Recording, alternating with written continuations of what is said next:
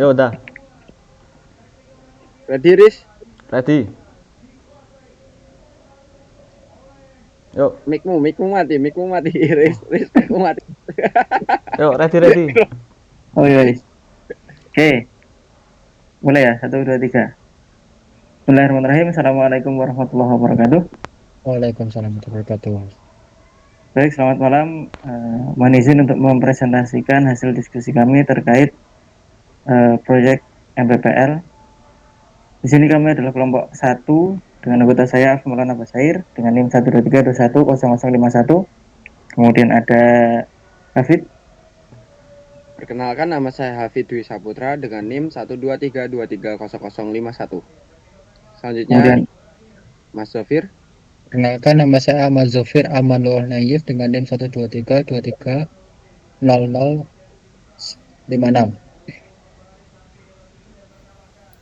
Perkenalkan, nama saya Rahaditya Abimanyu Putra dengan NIM 123230095. Perkenalkan nama saya Rizkan Nugasjati dengan NIM 123230054. baik, terima kasih. Kami akan melanjutkan terkait proyek MPPL kami. Di sini kami mengangkat topik berkaitan dengan aplikasi digital begitu ya. Kami mengangkat ini karena di era digital saat ini akses terhadap konten pornografi semakin mudah bahkan di kalangan remaja dan pelajar. Data Kemenkes tahun 2018 menyebutkan bahwa 98,3% pelajar di Indonesia sudah terpapar pornografi.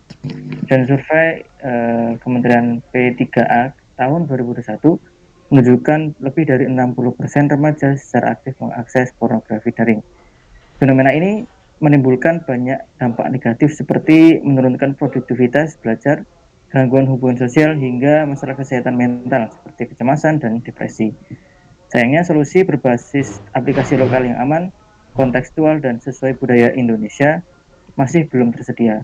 Melihat kondisi tersebut, prospek untuk membangun startup di bidang digital mental health sangat besar.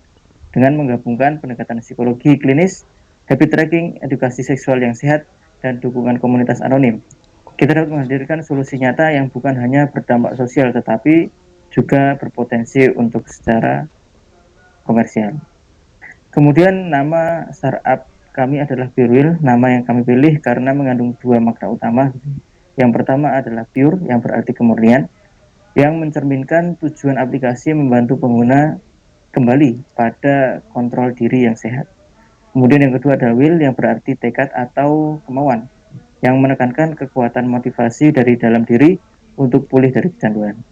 Dengan nama Puril ini, kami ingin menghadirkan sebuah brand yang sederhana, mudah diingat, tetapi kuat secara makna, yaitu tekad tekad murni untuk berubah menjadi lebih baik.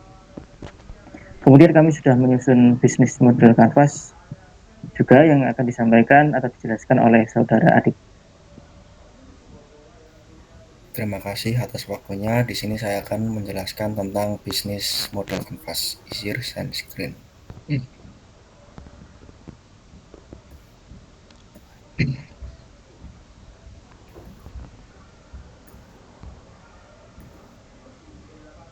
Nah, oke. Untuk yang pertama yaitu key partners. Di sini kita akan bekerja sama dengan psikolog, lembaga edukasi, komunitas, dan influencer. Kemudian yaitu key activities atau aktivitas utama dari aplikasi kita yaitu pengembangan dan pemeliharaan aplikasi, kemudian pengembangan konten psikologi dan habit tracking, dan yang terakhir yaitu strategi pemasaran dan pertumbuhan komunitas. Kemudian ada key resource yang terdapat database, tim developer dan desainer, pakar psikologi, dan server hosting.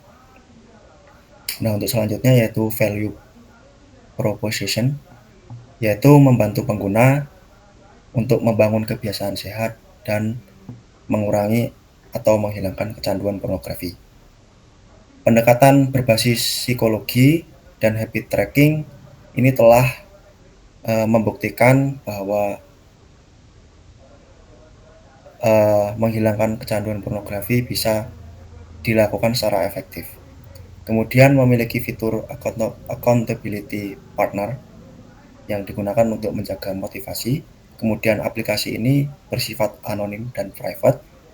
Kemudian yang terakhir yaitu model freemium, yang dimana model ini mengizinkan user untuk mengakses fitur premium secara gratis 30 hari pertama. Kemudian yaitu customer relationship, yaitu yang pertama self-service, yaitu pengguna dapat menggunakan secara mandiri untuk mengakses fitur. Kemudian komunitas online seperti forum diskusi, grup motivasi, dan testimoni pengguna. Kemudian channel, kita menggunakan Google Play Store dan Apple App Store. Kemudian website resmi, iklan, dan email marketing, dan komunitas online.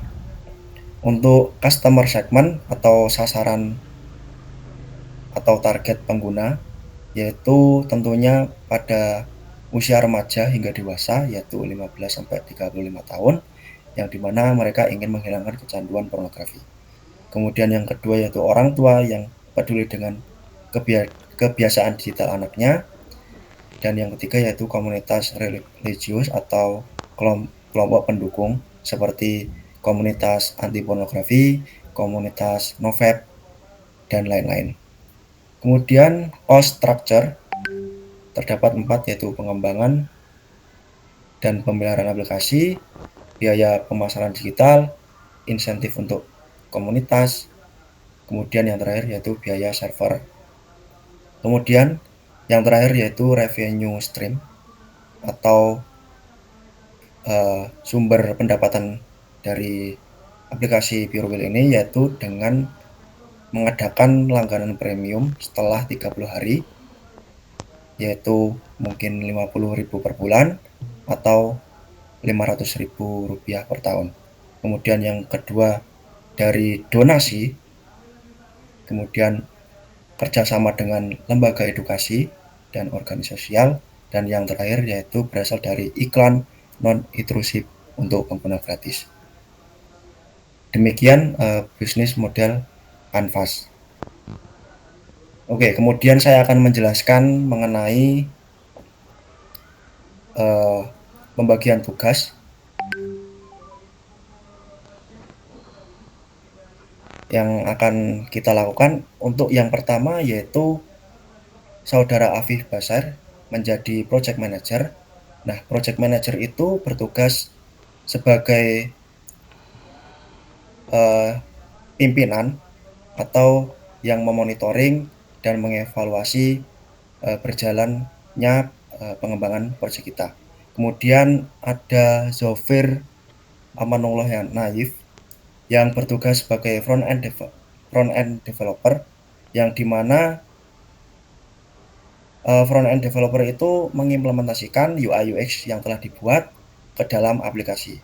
Kemudian ada Hafid Dwi Saputra sebagai UI UX designer, yang dimana membuat UI atau user interface dan UX yaitu user experiment, mungkin menggunakan platform Figma, dimana membuat alur atau tampilan dari aplikasi PureWheel. Kemudian saya sendiri Raditya Abhimanyu Putra sebagai backend, yang dimana membuat server untuk aplikasi PureWheel, kemudian membangun layanan atau API yang dibutuhkan, kemudian membuat logika bisnis dari aplikasi PureWheel. Kemudian yang terakhir yaitu bisnis analis yang akan dipegang oleh Rizky Anugrah, yang bertugas untuk menganalisa tren masa sekarang, kemudian menganalisa konten yang relevan untuk para pengguna, kemudian menganalisa konten yang mungkin kurang relevan dari pengguna. Sekian pemaparan dari saya, kemudian akan dijelaskan produk backlog yang akan dipaparkan oleh Hafid Dwi Saputra. Terima kasih. Terima kasih atas waktu yang telah diberikan oleh Mas Raditya. Selanjutnya, saya akan menjelaskan produk backlog yang menjadi goals atau tujuan dari project startup kami. Yang pertama, mungkin bisa di-share screen terlebih dahulu, yaitu project kami atau startup Purewheel kami memiliki 6 goals atau 6 tujuan yang ingin kami capai. Yang pertama ada fitur pendaftaran akun. Fitur pendaftaran akun ini terdiri dari 5 tahap. Tahap pertama yaitu tahap untuk UI UX designer yang merancang halaman pendaftaran akun. Kemudian tahap kedua front end developer yang akan mengimplementasikan tampilan pendaftaran akun. Dan selanjutnya back end developer untuk membuat API untuk registrasi pengguna. Dan tahap keempat masih back end developer itu untuk menambahkan sistem verifikasi email. Dan yang terakhir adalah tahap kelima, yaitu testing, melakukan pengujian end-to-end pada proses pendaftaran yang biasanya dilakukan oleh back-end beserta project manager untuk mengevaluasi hasil pengembangan dari backlog 1 atau goals pertama kita. Selanjutnya ada fitur habit tracker. Fitur habit tracker ini terdiri dari 6 tahap, yang dimana tahap pertama yaitu UI UX designer merancang halaman habit tracker. Lalu tahap kedua itu front end developer mengimplementasikan tampilan habit tracker yang telah dirancang oleh UI UX designer. Kemudian tahap 3 itu membuat API untuk habit tracker oleh back end developer, dan tahap keempat menyediakan sistem reminder atau notifikasi oleh back end developer. Selanjutnya tahap kelima adalah front end developer mengintegrasikan API habit tracker ke UI interface yang telah dibuat. Dan tahap terakhir adalah testing, yaitu melakukan pengujian fitur habit tracker. Nah, selanjutnya goals ketiga atau backlog ketiga itu adalah fitur pelangganan. Di sini terdiri dari 5 tahap. Tahap pertama yaitu UI UX designer merancang halaman penawaran paket premium maupun paket-paket yang lain. Kemudian front end developer ini bertugas mengimplementasikan tampilan halaman paket dan tombol upgrade dari paket yang telah ada. Selanjutnya, untuk tahap ketiga dan 4 yang akan dilakukan back-end developer yaitu mengintegrasikan gerbang pembayaran atau payment gateway seperti Midrange, Dogu, Google Play Payment yang sebagai sarana untuk transaksi, kemudian membuat logika untuk mengubah status akun dari gratis menjadi premium setelah pembayaran berhasil. Dan yang terakhir adalah testing, yaitu melakukan pengujian end-to-end pada alur pembayaran. Kemudian goals keempat adalah fitur konsultasi dengan psikolog yang terdiri dari 6 tahap juga. Untuk tahap pertama itu dilakukan oleh bisnis analis, yaitu membuat kriteria dan proses kurasi atau onboarding untuk para psikolog dan ahli. Kemudian tahap kedua itu UI UX designer merancang alur dan antarmuka untuk fitur konsultasi. Dan tahap selanjutnya yaitu back-end developer membangun sistem inti untuk konsultasi yang terdiri dari API, membangun sistem pemesanan sesi, kemudian membangun sistem komunikasi yang aman dan rahasia. Dan tahap keempat yaitu front end developer mengimplementasikan tampilan dan fungsionalitas konsultasi. Kemudian tahap kelima, back end developer kembali mengintegrasikan fitur pembayaran khusus untuk sesi konsultasi. Dan yang terakhir adalah testing untuk melakukan pengujian menyeluruh pada alur konsultasi. Nah, selanjutnya yaitu backlog 5 atau goals kelima yaitu fitur manajemen komunitas dan interaksi pengguna. Untuk fitur ini terdiri dari 5 tahap. Tahap pertama oleh UI UX designer itu untuk merancang tampilan komunitas atau halaman komunitas. Kemudian oleh front end developer itu mengimplementasikan hasil rancangan UI UX. Kemudian untuk tahap ketiga yaitu untuk membangun API dari halaman komunitas. Dan untuk tahap keempat yaitu untuk membuat akses-akses yang diberikan atau hak-hak yang diberikan kepada admin. Sedangkan untuk tahap terakhir yaitu testing, melakukan pengujian fitur komunitas baik dari uji postingan, uji peran, uji interaksi, dan uji keamanan. Yang terakhir, backlog ke-6 atau goals ke-6 yaitu fitur manajemen mitra. Untuk tahapnya terdiri dari 5 tahap. Tahap pertama, UI UX designer merancang halaman manajemen psikolog. Setelah itu, kemudian backend membuat tabel database psikolog dan membuat API dengan metode create, read, update, delete untuk database psikolog. Kemudian front-end developer mengimplementasi from tambah dan edit psikolog. Dan yang terakhir, testing untuk melakukan pengujian fitur manajemen psikolog, baik itu dari uji tambah, edit, hapus psikolog, uji tampilan profil, uji integrasi jadwal, dan uji keamanan data psikolog. Mungkin sekian penjelasan dari saya. Selanjutnya akan dijelaskan bagaimana implementasi manajemen tim dengan framework project management yang dipilih oleh Ananda Zofir. Waktu dan tempat dipersilakan. Baik, terima kasih untuk kesempatannya. Di sini saya menjelaskan mengenai implementasi metode Scrum yang akan kita pakai pada project kita kali ini. Untuk sebelumnya, saya akan menjelaskan mengenai bagian Scrum ini. Di Scrum itu kan terdapat sebuah backlog yang akan terdiri dari berbagai sprint yang harus dikerjakan untuk dalam waktu rentan. Misal kalau yang kita gunakan ini adalah setiap seminggu. Jadi setiap tugas itu, setiap backlog itu kita kerjakan dalam waktu seminggu. Kemudian kami di sini terdapat seperti yang dijelaskan tadi, ada 7 backlog yang akan dikerjakan dari rentan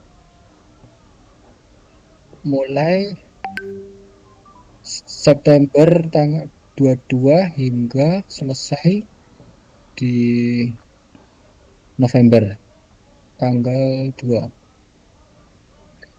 Oke, di dalam project ini kita menggunakan beberapa platform dan juga sumber itu. Dari setiap anggota itu kan terdapat yang mulai dari tim developer, itu ada back-end, front-end, dan juga UI UX. Itu jika back-end itu pasti menggunakan yaitu database yang akan untuk menyimpan data-data yang berkaitan dengan aplikasi yang kita buat. Kemudian dari back-end dan juga front-end itu memerlukan untuk kolaborasi yaitu GitHub dan juga Discord. Nah, kemudian untuk UI UX pasti menggunakan Figma dan juga alat telusur seperti untuk mencari inspirasi dari desain-desainnya. Kemudian dari project analysis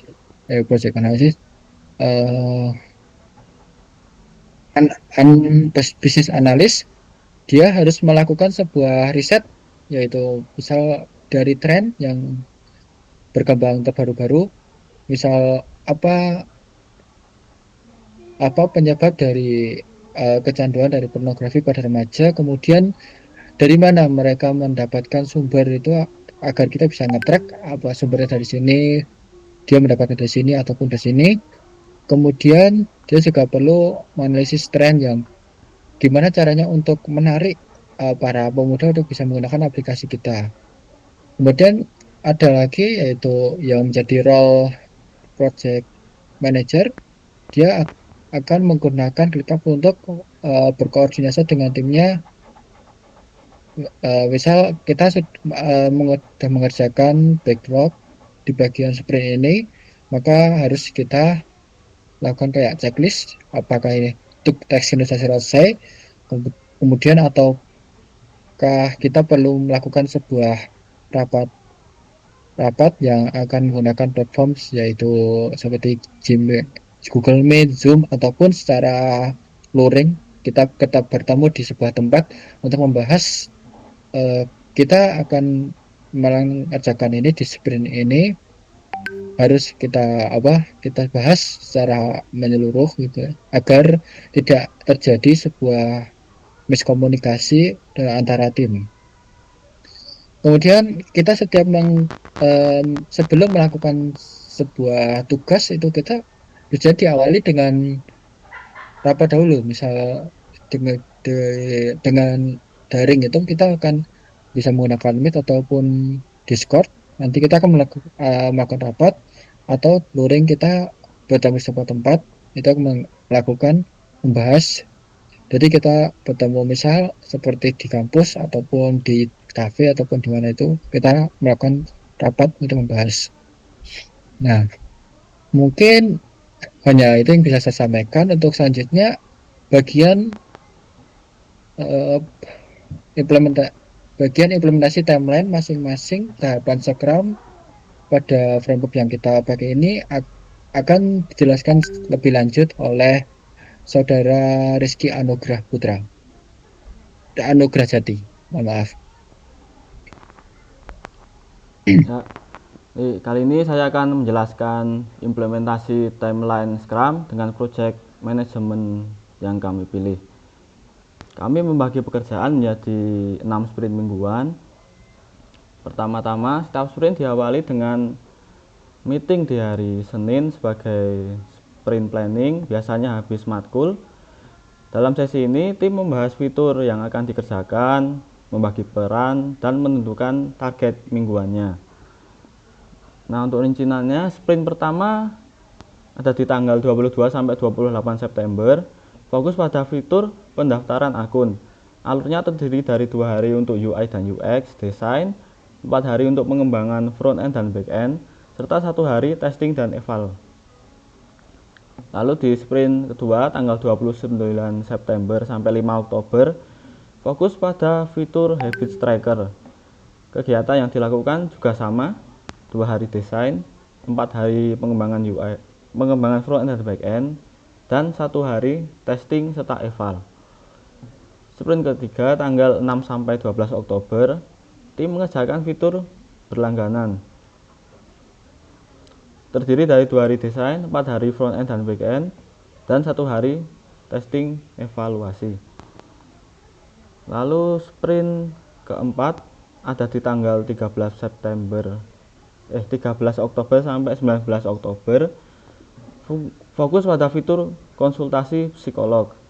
Siklusnya sama, 2 hari desain, 4 hari pengembangan front end dan back end, dan 1 hari testing.